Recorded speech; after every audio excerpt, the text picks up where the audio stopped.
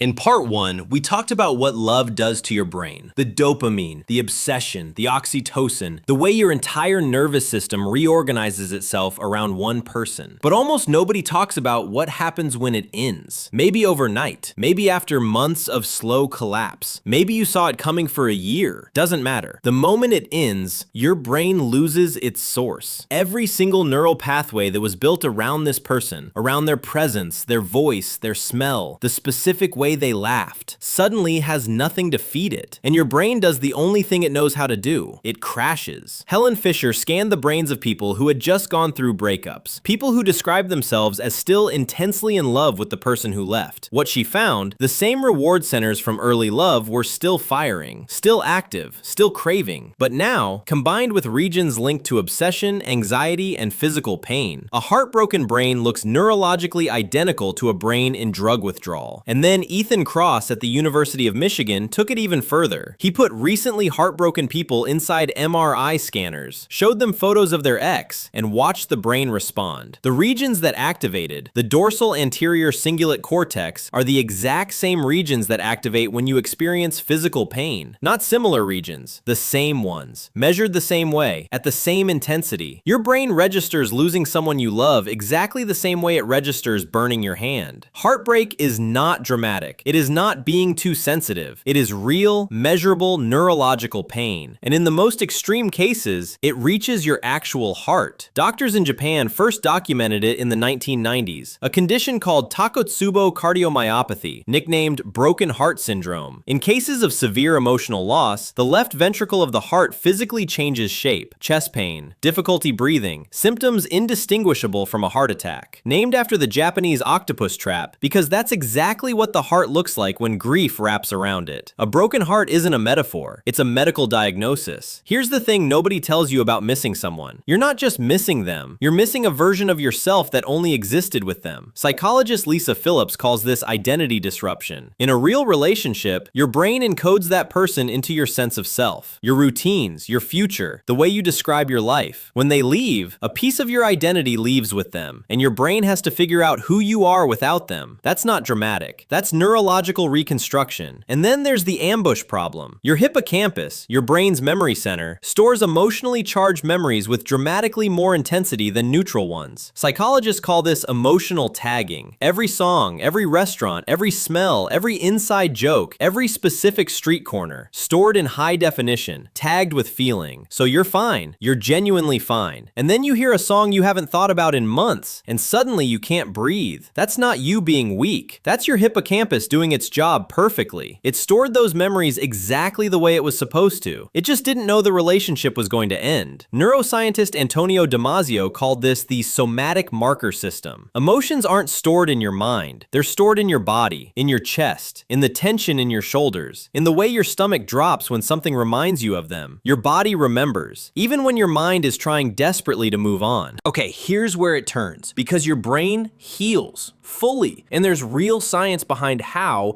and how to stop accidentally making it take longer. 1. Time is not just a cliche, it's neuroscience. Researcher David Sabara at the University of Arizona tracked people through breakups over months. The brain undergoes a process called synaptic pruning.